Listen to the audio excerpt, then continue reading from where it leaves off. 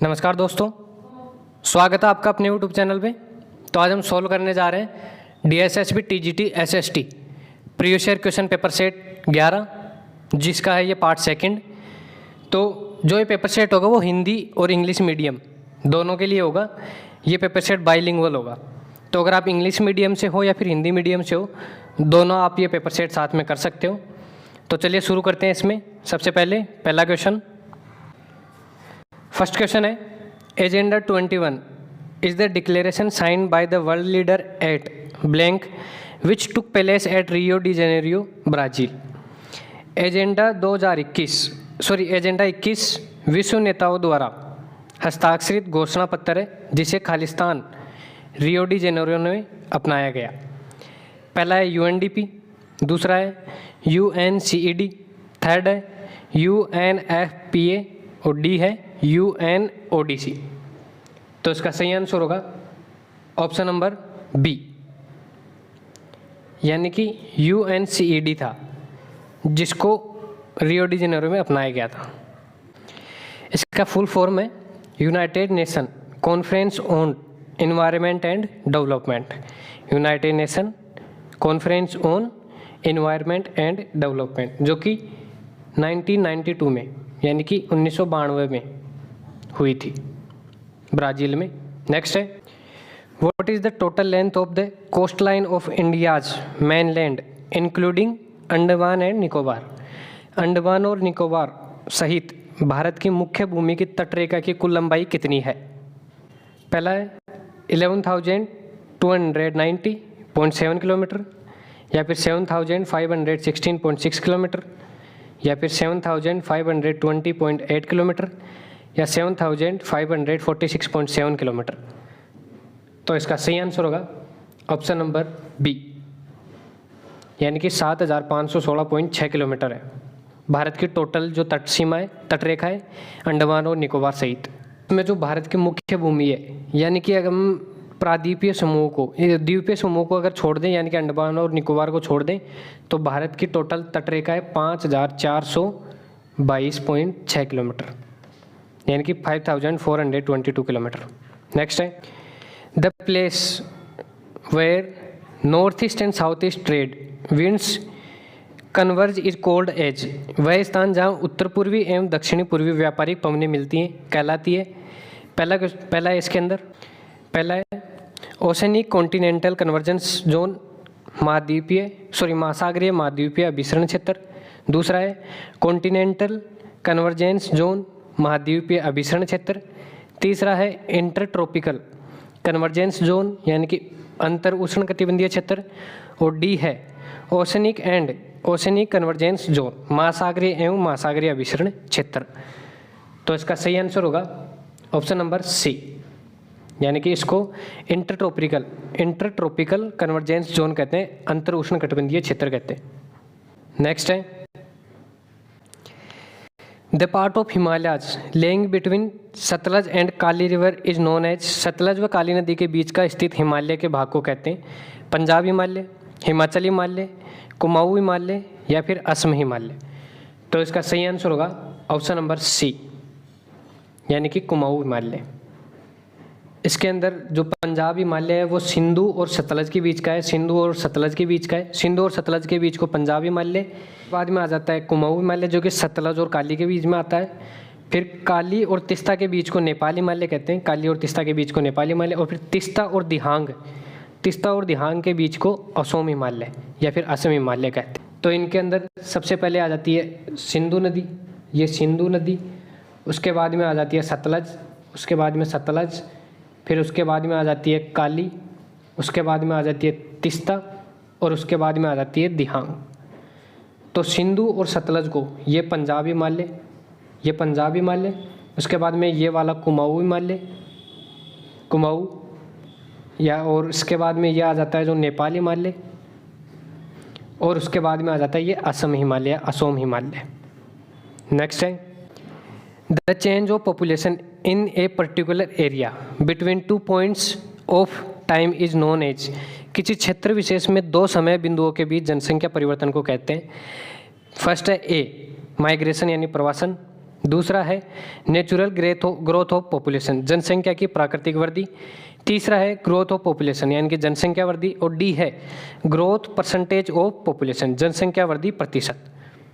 तो इसका सही आंसर होगा ऑप्शन नंबर सी, यानी कि ग्रोथ ऑफ पॉपुलेशन है, जनसंख्या वृद्धि कहलाती है। नेक्स्ट है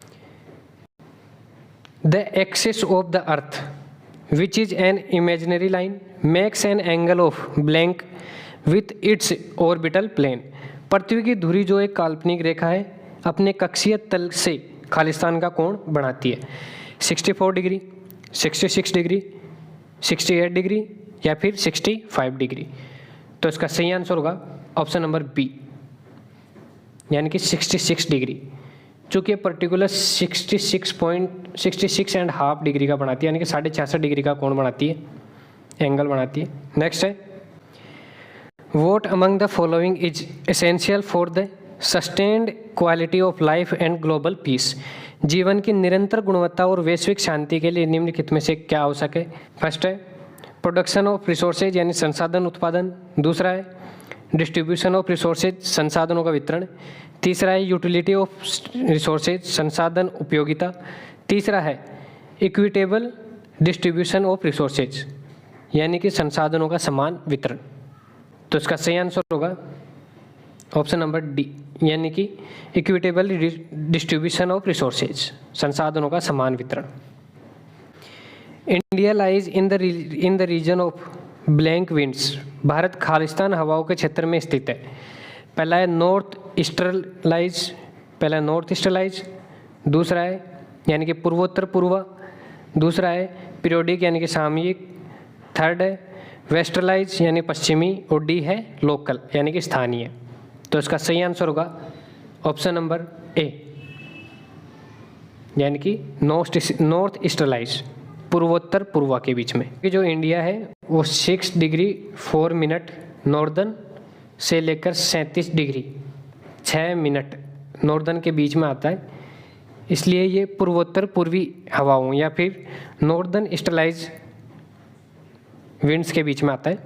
सो नेक्स्ट है what is the name of the periodic development of a warm ocean current along the coast of Peru as a temporary replacement of Peruvian current. Peru की धारा के अस्थायी प्रतिस्थापन के रूप में पेरू के तट के साथ एक गर्म महासागरीय धारा के आवधिक विकास का क्या नाम है। पहला है जेट स्ट्रीम, दूसरा है अल नीनो, तीसरा है वेस्टर्ली विंड्स और डी है कोरियोलिस बल। तो इसका सही आंसर होगा ऑप्शन नंबर बी, यानी कि अल नीनो। जो पेरू के तट से जो गर्म धाराएं निकलती हैं उन्हें अल नीनो कहते हैं। नेक्स्ट है black soils are generally poor in Khalistan content. काली मृदा आमतौर पर खालिस्तान तत्व की कमी होती है। पहला है लाइम यानी चूना, दूसरा है मैग्नीशियम, तीसरा है फास्फोरिक और थर्ड लास्ट है पोटास। तो इसका सही आंसर होगा ऑप्शन नंबर सी, यानी कि फास्फोरस की कमी होती है। इसके अंदर आयरन भरपूर मात्रा में होता है, अच्छी मात्रा में होता है। इसके अलावा चूना, magnesium carbonate, magnesium potash and aluminium, ये काफ़ी अच्छी मात्रा में अंत है काली मृदा के अंदर। अब नेक्स्ट है what is the name of boundary between India and the Antarctic plate marked by the oceanic ridge running in रफली WE and merging into separating side a little south of New Zealand. Bharat तथा Antarctic plate के बीच की सीमा क्या है। मोटे तौर पर W&E में चलने वाली समुद्री कटक द्वारा चिन्हित है और न्यूजीलैंड के थोड़े दक्षिण में एक प्रसारी स्थान में विलय कर रही है। तो इसका पहला है कन्वर्जेंट बाउंड्री यानी अभिसारी सीमा, ट्रांसफॉर्म बाउंड्री यानी परिवर्तित सीमा, तीसरा है ओशन कन्वर्जेंट बाउंड्री यानी महासागर अभिसरण सीमा और डी है डाइवर्जेंट बाउंड्री यानी अपसारी सीमा। तो इसका सही आंसर होगा ऑप्शन नंबर डी, यानी कि डाइवर्जेंट बाउंड्री, अपसारी सीमा। The temporary forest and grassland give way to the what type of vegetation at high altitude which is generally more than 3600 metre above sea level. यानी कि समशीतोष्ण one और घास के मैदान उच्च ऊंचाई पर किस प्रकार के वनस्पति का मार्ग प्रशस्त करते हैं, जो आमतौर पर समुद्र तल से 3600 मीटर से अधिक ऊंची होती है। फर्स्ट है टुंड्रा वेजिटेशन यानी टुंड्रा वनस्पति, दूसरा है परमिनल ग्रासेज यानी सदाबहार वनस्पति। तीसरा है सर्ब्स यानी झाड़ी, और डी है एल्पाइन वेजिटेशन यानी कि अल्पाइन वनस्पति। तो इसका सही आंसर होगा ऑप्शन नंबर डी यानी कि अल्पाइन वेजिटेशन। अब नेक्स्ट है, what is the local time difference between Dwarka in Gujarat to Dibrugarh in Assam, यानी कि गुजरात में द्वारका और असम में डिब्रूगढ़ के बीच में स्थानीय समय का क्या अंतर है। फर्स्ट है 1 घंटा 45 minute, 1 hour 5 minute, 1 hour 15 minute and 1 hour 19 minute. So इसका सही आंसर होगा ऑप्शन नंबर ए यानी कि 1 आवर 45 मिनट। यह डिफरेंस है गुजरात के द्वारका और असम के डिब्रूगढ़ के बीच में टाइम में। नेक्स्ट है, which of the following is the name the 3 stages of demographic transition theory, निम्नलिखित में से कौन सा जनसांख्यिकी संक्रमण सिद्धांत के 3 चरणों के नाम है। फर्स्ट है रूरल एग्रियन लिटरेसी और हाई डेथ रेट यानी ग्रामीण कृषि साक्षरता और उच्च मृत्यु दर। थर्ड है high birth rate literacy and low birth rate, उच्च जन्म दर साक्षरता और निम्न मृत्यु दर। नेक्स्ट है हाई डेथ रेट लिटरेसी और हाई बर्थ रेट, उच्च मृत्यु दर साक्षरता और उच्च मृत्यु दर। नेक्स्ट है रूरल एग्रियन डेमोग्राफिक ट्रांजिशन और अर्बन इंडस्ट्रियल, ग्रामीण कृषि जनसांख्यिकी संक्रमण और नेक्स्ट है शहरी औद्योगिकी। तो इसका सही आंसर होगा ऑप्शन नंबर बी यानी कि हाई बर्थ रेट लिटरेसी और लो बर्थ रेट, उच्च जन्म दर साक्षरता और निम्न मृत्यु दर। ये हैं जो जनसांख्यिकी संक्रमण सिद्धांत के 3 चरण हैं। अब नेक्स्ट है identify the diversion channels built by the people of western Himalayas region for agriculture. पश्चिमी हिमालय क्षेत्र के लोगों द्वारा कृषि के लिए बनाए गए डाइवर्जन चैनलों की पहचान कीजिए। पहला है टंका, दूसरा है कुल्स एंड गुल्स, थर्ड है खादिन्स और नेक्स्ट है जोहाट्स। सो इसका सही आंसर होगा ऑप्शन नंबर बी यानी कि कुल्स एंड गुल्स। नेक्स्ट है how can swimmers float in the water of the Dead Sea in Israel, यानी इजराइल में मर्द सागर के पानी में तैराक कैसे तैर सकते हैं। फर्स्ट है due to lack of salinity, लवणता की कमी के कारण। बी है due to presence of calcium, calcium की उपस्थिति के कारण। थर्ड है because of presence of potassium, यानी पोटेशियम की उपस्थिति के कारण। थर्ड है because of presence of increase amount of salt, यानी कि वृहद मात्रा में नमक की उपस्थिति के कारण। तो इसका सही आंसर होगा ऑप्शन नंबर डी यानी कि वृहद मात्रा में नमक की उपस्थिति के कारण because of presence of increased amount of salt मर्द सागर में तैराक तैर सकते हैं। नेक्स्ट है who suggested that the movement responsible for drifting the continents was caused by the pole fleeing force and tidal force. पहले महाद्वीपीय विस्थापन के लिए जिम्मेदार ध्रुवीय बहाव बल तथा ज्वारीय बल का सिद्धांत किसने दिया। फर्स्ट है Arthur Holmes convection current theory, दूसरा है continental drift theory by Frank Bursley Taylor. Next है अब्राहम और टेलियस थ्योरी यानी अब्राहम और टेलियस सिद्धांत। नेक्स्ट है वेगनर्स कॉन्टिनेंटल ड्रिफ्ट थ्योरी यानी वेगनर्स महाद्वीपीय विस्थापन सिद्धांत। तो इसका सही आंसर होगा ऑप्शन नंबर डी यानी कि वेगनर्स कॉन्टिनेंटल ड्रिफ्ट थ्योरी। नेक्स्ट है which of the famous constellation can be seen during summer in the early part of night।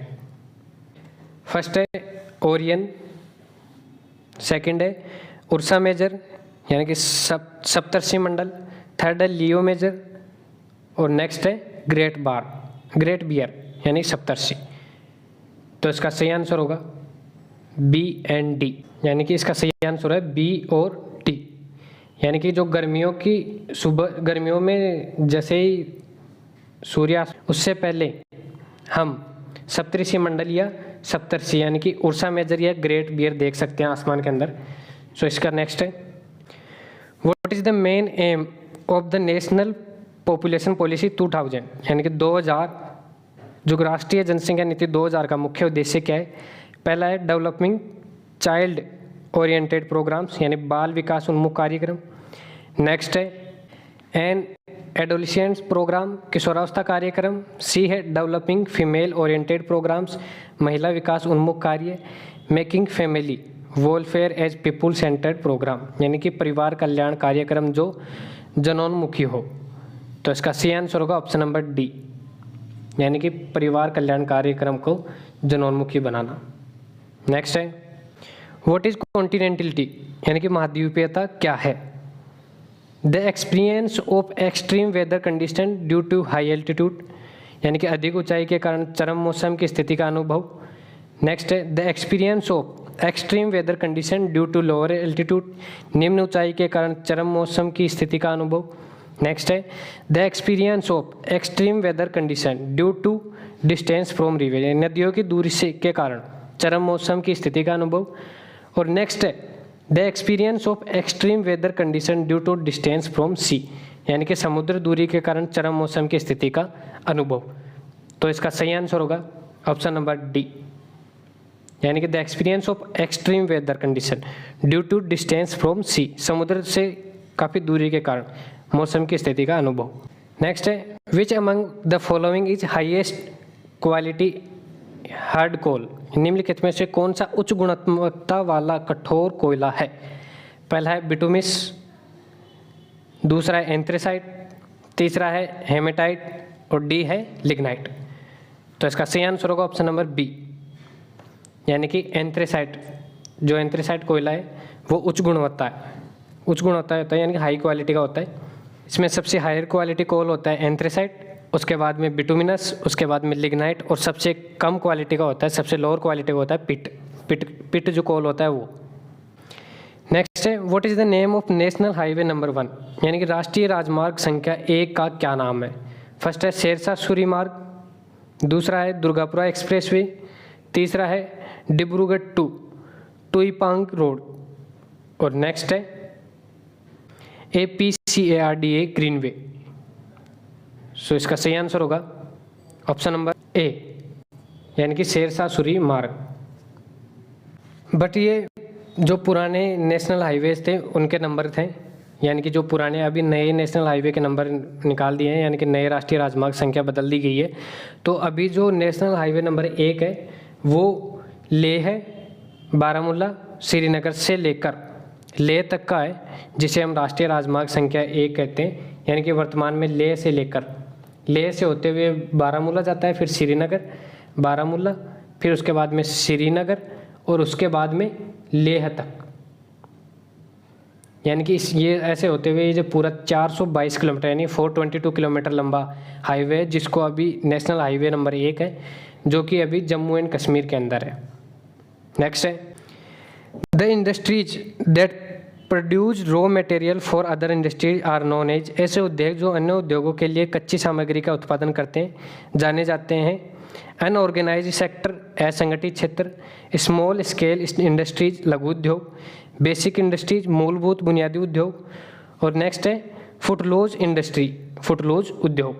तो इसका सही आंसर होगा ऑप्शन नंबर सी, यानी कि बेसिक इंडस्ट्रीज यानी मूलभूत या बुनियादी उद्योग। नेक्स्ट है which one of the following is the nuclear power plant in Karnataka, निम्नलिखित में से कौन सा परमाणु विद्युत बिजली संयंत्र कर्नाटक में। फर्स्ट है तारापुरा, दूसरा है कल्पकम, तीसरा है केगा और नेक्स्ट है नरोरा। तो इसका सही आंसर होगा ऑप्शन नंबर सी, यानी कि जो केगा है ये न्यूक्लियर पावर प्लांट है जो कि कर्नाटक में है। इसके अंदर जो तारापुरा है ये महाराष्ट्र के अंदर है, तारापुरा है जो महाराष्ट्र। इसके अलावा जो कल्पकम है ये तमिलनाडु के अंदर है, कल्पकम है जो तमिलनाडु के अंदर है। और इसके अलावा जो नरोरा है ये यूपी के अंदर है, ये नरोरा यूपी के अंदर है। नेक्स्ट आ जाता है what is the length of the pipeline that was constructed to connect Salaya Gujarat with Mathura UP, यानी कि गुजरात के सलाया से उत्तर प्रदेश के मथुरा तक बनाई गई पाइपलाइन की लंबाई कितनी है। फर्स्ट है 1248, 1256, 1265 और 1289। तो इसका सही आंसर होगा ऑप्शन नंबर बी, यानी कि 1256 किलोमीटर, 1256 किलोमीटर। नेक्स्ट है identify the state in which the 3 paddy crops ओस, अमन एंड बोरो आर ग्रोन। उस राज्य की पहचान किसी जिसमें धान की तीनों किस्में आस, अमन और बोरो की फसलें उगाई जाती हैं। फर्स्ट है उत्तर प्रदेश, हरियाणा, तेलंगाना और डी है असम। सो इसका सही राइट आंसर होगा असम। असम में ये तीनों किस्म की फसलें उगाई जाती हैं धान की। नेक्स्ट है on the basis of ownership industries are classified into. स्वामित्व के आधार पर उद्योग वर्गीकृत किए गए हैं। इसमें पहला है मेटलर्जिकल, मैकेनिकल और इलेक्ट्रिकल यानी धातुक्रम, यांत्रिक और विद्युतीय। नेक्स्ट है small scale and large scale, लघु एवं वृहद उद्योग। सी है एग्रीकल्चर बेस्ड, फॉरेस्ट बेस्ड और मिनरल बेस्ड, कृषि आधारित, वन आधारित और खनिज आधारित। नेक्स्ट है पब्लिक सेक्टर, प्राइवेट सेक्टर और joint sector and corporative sector यानी कि लोक क्षेत्र, निजी क्षेत्र तथा संयुक्त एवं सहकारी क्षेत्र। तो इसका सही आंसर होगा ऑप्शन नंबर डी, यानी कि स्वामित्व के आधार पर इनमें बांटा जाता है। नेक्स्ट है the only country in the world to officially proclaim the gross national happiness as the measure of the country's progress is. एकमात्र देश जिसने सकल राष्ट्रीय प्रसन्नता को आधिकारिक रूप से अपने देश की प्रगति से जोड़ा है। फर्स्ट है इंडोनेशिया, सिंगापुर, इंडिया और भूटान। तो इसका सही आंसर होगा ऑप्शन नंबर डी, यानी कि भूटान ने। नेक्स्ट है which port is known as queen of Arabian sea. कौन सा बंदरगाह अरब सागर की रानी के नाम से जाना जाता है। फर्स्ट है कोची पोर्ट, नेक्स्ट है मरमागांव पोर्ट, नेक्स्ट है कांडला पोर्ट और सबसे लास्ट में है मुंबई पोर्ट। तो इसका सही आंसर होगा ऑप्शन नंबर ए, यानी कि जो कोची पोर्ट है वो समुद्र की रानी यानी अरब सागर की रानी के नाम से जाना जाता है, queen of Arabian sea. Next है who among the following is the leading producer of coffee. कौन सा इनमें से अग्रणी कॉफ़ी उत्पादक है। फर्स्ट है ब्राज़ील, कोलंबिया, श्रीलंका और भारत। तो इसका सही आंसर होगा ऑप्शन नंबर ए, यानी कि ब्राज़ील। नेक्स्ट है what was the purpose of industrial policy resolution of 1956। औद्योगिक नीति प्रस्ताव 1956 का उद्देश्य क्या था। फर्स्ट है ट्रेड पॉलिसी यानी व्यापार नीति, सस्टेन डेवलपमेंट सतत विकास, स्मॉल स्केल इंडस्ट्री लघु उद्योग और नेक्स्ट है रीजनल क्वालिटी यानी क्षेत्रीय समानता। तो इसका सही आंसर होगा ऑप्शन नंबर डी, यानी कि रीजनल इक्वलिटी यानी कि क्षेत्रीय समानता। सो नेक्स्ट है while determining the poverty line in India A minimum requirement of food was taken into consideration. What is the average requirement of calories पर person per day in rural area. यानी कि भारत में जब भी गरीबी रेखा का निर्धारण किया जाता था एक न्यूनतम खाद्य आवश्यकता को ध्यान में रखा जाता। एक ग्रामीण क्षेत्र के व्यक्ति के लिए औसत कैलोरी की मात्रा कितनी है। 2400 कैलोरी, 2300 कैलोरी, 2100 कैलोरी या फिर 2200 कैलोरी। तो इसका सही आंसर होगा ऑप्शन नंबर ए, यानी कि 2400 कैलोरी मिनिमम है। The major criterion considered by the world development report 2006 published by the world bank to classify the countries is. विश्व बैंक द्वारा देशों को वर्गीकृत करने के लिए प्रकाशित विश्व विकास रिपोर्ट 2006 द्वारा माने जाने वाला प्रमुख मापदंड है ग्रॉस डोमेस्टिक प्रोडक्ट जीडीपी, सकल घरेलू उत्पाद, नेशनल इनकम राष्ट्रीय आय, पर कैपिटा इनकम प्रति व्यक्ति आय या फिर हेल्थ स्वास्थ्य। सो इसका सही आंसर होगा ऑप्शन नंबर सी, यानी कि पर कैपिटा इनकम प्रति व्यक्ति आय। Name the programme that promise 100 days of guaranteed wage employment to all rural households who volunteer to do unskilled manual work. उस कार्यक्रम का नाम बताइए जो स्वेच्छा से कार्य करने के इच्छुक अदक्ष व्यक्तियों को न्यूनतम 100 दिन का रोजगार देने की गारंटी देता है। तो फर्स्ट है PMRY, PMEGP, नरेगा और है REGP। सो इसका सही आंसर होगा ऑप्शन नंबर सी, यानी कि नरेगा।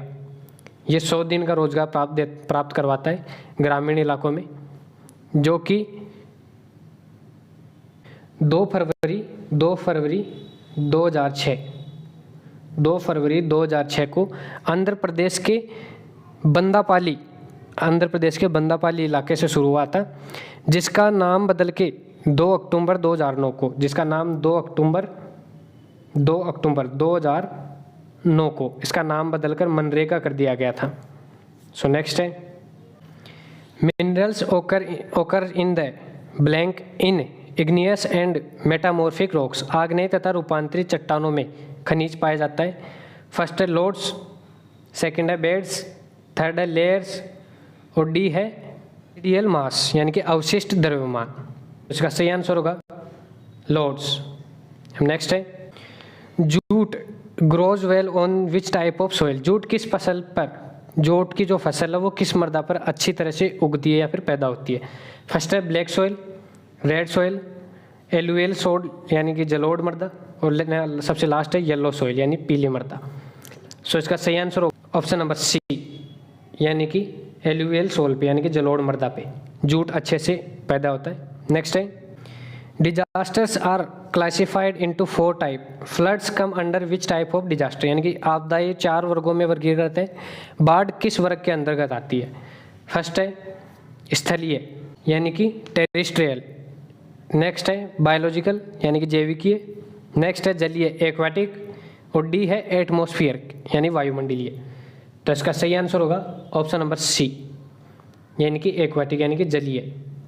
नेक्स्ट है to signify the achievements of green revolution a stamp was release by then prime minister mister Indira Gandhi, this stamp was entitled as, यानी कि हरित क्रांति की उपलब्धियों को दर्शाने के लिए तत्कालीन प्रधानमंत्री श्रीमती इंदिरा गांधी द्वारा एक डाक विभाग जारी किया गया था। इस टिकट पर अंकित था। पहला है व्हीट रेवोल्यूशन इन जुलाई 1968, गेहूं क्रांति जुलाई 1968 में। नेक्स्ट है ग्रीन रेवोल्यूशन इन जून 1967, हरित क्रांति जून 1967 में। नेक्स्ट है राइस रेवोल्यूशन इन सितंबर 1965, चावल क्रांति सितंबर 1965 में। येलो रेवोल्यूशन इन मार्च 1966 यानी पीली क्रांति मार्च 1966 में। तो इसका सही आंसर होगा ऑप्शन नंबर ए यानी कि जो ग्रीन रेवोल्यूशन था यानी कि हरित क्रांति थी उसको दर्शाने के लिए जो डाक टिकट जारी किया गया था उस पे व्हीट रेवोल्यूशन इन जुलाई 1967 यानी कि गेहूं क्रांति जुलाई 1968 लिखा हुआ था। The stocks of wheat and rice आज are procured by government to have a buffer stock, this is done via, buffer stock के रूप में गेहूं तथा चावल का भंडार सरकार द्वारा किसके तहत किया जाता है, इसके द्वारा किया जाता है। फर्स्ट है बैंक, दूसरा है पब्लिक डिस्ट्रीब्यूशन सिस्टम जन वितरण प्रणाली, कॉरपोरेटिव सोसाइटी सहकारी समितियाँ, फूड कॉर्पोरेशन ऑफ इंडिया, भारतीय खाद्य निगम। तो इसका सही आंसर होगा ऑप्शन नंबर डी यानी कि फूड कॉर्पोरेशन ऑफ इंडिया के माध्यम से, भारतीय खाद्य निगम के माध्यम से। In which year was the Salem steel plant Tamil Nadu commission, यानी कि सेलम इस्पात संयंत्र तमिलनाडु में किस वर्ष कमीशन किया गया था। जिसमें पहला है 1992, 1952, 1982 और 1972। सो इसका सही आंसर होगा ऑप्शन नंबर सी यानी कि 1982 में।